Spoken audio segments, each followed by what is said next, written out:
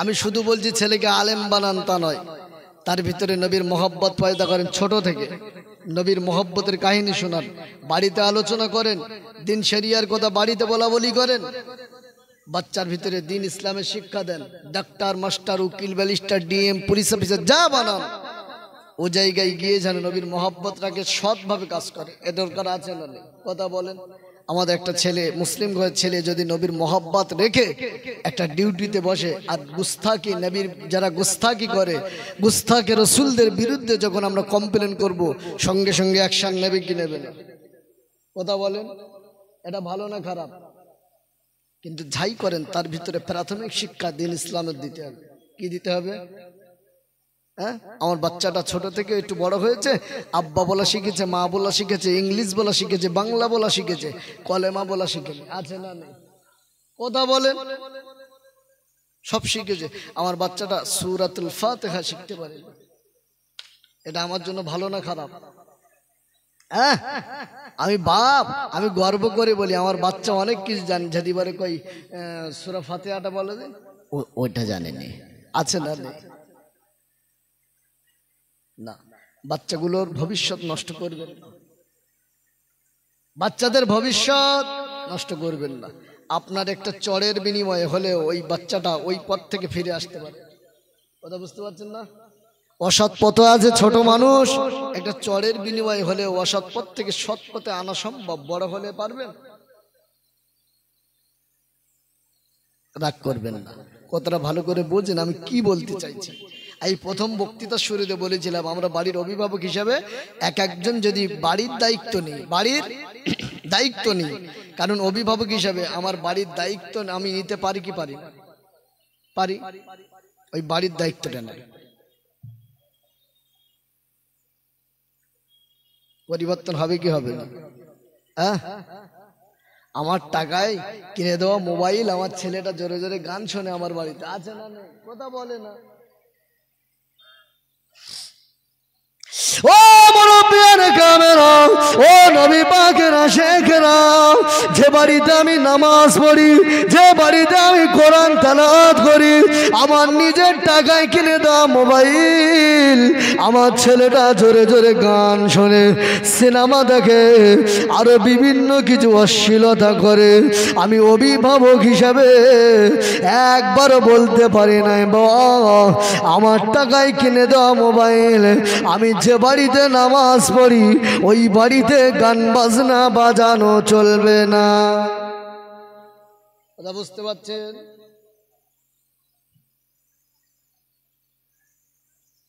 ও পর্দানাসীনা ধার্মিকা মা বোনেরা, কান খা করে শুনে রাখেন আম্মা, আমি আপনাদের কথা বলি। আল্লাহ নবী যেদিন মেরাজে গেলেন, আল্লাহ নবী দেখলেন মেয়েরা বেশি বেশি জাহান্নামী। আল্লাহ নবী আমার হুজুর পাক সাল্লাল্লাহু আলাইহি সাল্লাম হুজুর বলেন মহিলাদের জান্নাতে যাওয়াটা সহজ। যদি বলেন কেমন? মহিলাদের 4টে কাজ করলে আল্লাহ জান্নাতে যাওয়াটা আসান হয়ে যাবে। নাম্বার 1 হলো ফরজ সালাতটা আদায় করতে হবে, 5 ওয়াক্ত নামাজ পড়তে হবে, রমজান শরীফে রোজা রাখতে হবে। 3 নম্বর হলো নিজেকে পর্দায় রাখতে হবে। 4র্থ নম্বর হলো স্বামীর খিদমত করতে হবে। নামাজ, রোজা, নিজেকে পর্দায় রাখা, স্বামীর খিদমত করা। আর পুরুষদের কোথার থেকে মাল আনছে, রান্না হচ্ছে, হিসেব আছে না? কথা বলেন।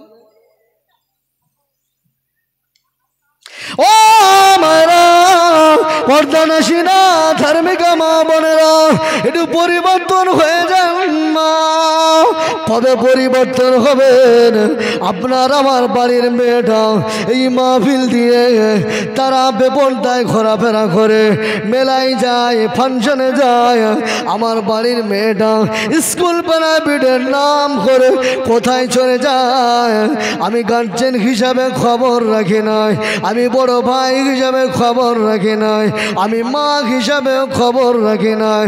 ও আমার মায়েরা, একটুখানি শোনেন, একটু আমল করার চেষ্টা করেন, বেশি বেশি করে সন্তানদের প্রতি গাইড দেন, তাদেরকে নিজের হাতের ভিতরে রাখার চেষ্টা করেন। অসৎ ছেলেদের সঙ্গে অসৎ মেয়েদের সঙ্গে মিশতে দেবেন না, বাজে জায়গায় যেতে দেবেন না। নামাজের সময় হলে নামাজের তাগিদ দেন। এগুলো করে এইভাবে নিজে হাতে করে বাচ্চাদের ভবিষ্যৎ নষ্ট করবেন না। কবে পরিবর্তন হবে? কবে ফিরে আসবো? আব্বা রাগ করবেন না, একটু কথা বলছি, শুধু শুনুন। আমি চাইলে কিন্তু কেচ্চা কাহিনী বলে পার করতে পারতাম, কথা বোঝাতে পারছি না? হ্যাঁ পারতাম তো, বলছি না কেন? একটু পরিবর্তন হতে হবে। ও মুরব্বিয়ান ক্যামেরা, ও নবী পাকের আশিকেরা, আমার নবী পাক সাল্লাল্লাহু আলাইহি সাল্লাম হুজুর পাকের মহব্বত করেন, হুজুর পাক আমাদের জন্য মহব্বত করেন। হুজুর উম্মতকে ভালোবাসেন, তাই তো আল্লাহর কাছে সর্বসময় আল্লাহ আমার উম্মত উম্মতের উপায় কি হবে? আল্লাহ আমার গুনাহগার উম্মত উম্মতিকে আপনি মাফ করে দেন। আল্লাহ আল্লাহ আমার উম্মত কষ্ট পেলে আমি নবী কষ্ট পেয়ে যাব। আমার একটা আশেক জাহান্নামে থাকবে, আমি নবী জান্নাতে যাব না, আমার ওই আশেককে নিয়ে জান্নাতে যাব। সুবহানাল্লাহ বলে। আল্লাহ আল্লাহ আকবার। ও নবী পাকের আশিকেরা, আমি আপনাদেরকে যে কথা বলছিলাম আব্বা, একটুখানি মনোযোগ দেন। আমরা জীবনে অন্যায় করেছি, অপরাধ করেছি, আমাদের অন্যায় অপরাধগুলো এত বেশি হয়ে গেছে, আমাদের অন্যায় অপরাধগুলো এত বেশি হয়ে গেছে। এই অন্যায় অপরাধের কথা যদি বিবি জানতে পারে হয়তো সংসার করবে না। আমার অপরাধের কথা যদি আমার আব্বা আম্মা জানতে পারে হয়তো আমাকে বাড়ি থেকে বার করে দেবেন। আমার অন্যায় অপরাধের কথা যদি পাড়া প্রতিবেশী জানতে পারে তারা গ্রাম থেকে আমাকে বিতাড়িত করবে। কিন্তু না না, আল্লাহ পাক আল্লাহ তাআলা তার বান্দাকে এত ভালোবাসেন। আয় আমার বান্দা, অন্যায় করেছি, অপরাধ করেছি, জোরে জোরে বলতে হবে না। আমি আল্লাহ পাক গোপনে গোপনে নামাজে এসে আমি আল্লাহকে শুনিয়ে দে, আমি আল্লাহ পাক তোর জীবনের পাকা পাকা সমান গুনাহকে আমি আল্লাহ মুহূর্তের ভিতরে মাফ করে দেব। আল্লাহ বলে বান্দা আমি আল্লাহর কাছে ক্ষমা চা, মাসে মাসে হয় না, বছরে চা, বছরে হয় না, তোর টোটাল জিন্দেগি শেষ মুহূর্তে এসে পানি গড়গড়া হচ্ছে, কথা বলতে পারে না, শেষ সময় এসে একটু মাফ চেয়ে নে, তোর মুহূর্তের জীবনের গুনাহ আমি আল্লাহ মাফ করে দেবো। সুবহানাল্লাহ বলেন, মন খুলে বলেন বান্দা আমি আল্লাহর কাছে ক্ষমা চেয়ে নে। ও মুরব্বিয়ান ক্যামেরা, ও বারগা এলাকা মানুষেরা, আল্লাহ নবী আমার হুজুর পাক সাল্লাল্লাহু আলাইহি সাল্লাম হুজুরের আগে পরে কোনো গুনাহ নাই, তারপরেও আল্লাহ নবী দিনে 70 থেকে 100 বার তওবা করতেন। আগে পরে গুনাহ নাই, তওবা করতেন। আমাদের গুনাহ ভরপুর, তওবা করি। কত পুরুষ আছে, মহিলারাও আছে, সপ্তাহে কি সপ্তাহ নামাজ পড়ে না, আছে না নেই? মাস কি মাস নামাজ পড়ে না, বছরে দুবার নামাজ পড়ে, রমজানের মানে রমজানের ঈদের নামাজ আর কুরবানির ঈদের নামাজ, কথা বোঝাতে পারছি? এই 2 ওয়াক্ত নামাজ পড়ে। কত মুসলমান আছে তারা নাপাক অবস্থায় ঘুরে বেড়ায় সপ্তাহের পর সপ্তাহ, আছে না নেই? কথা বলেন, পেশাব করে পানিও নেয় না।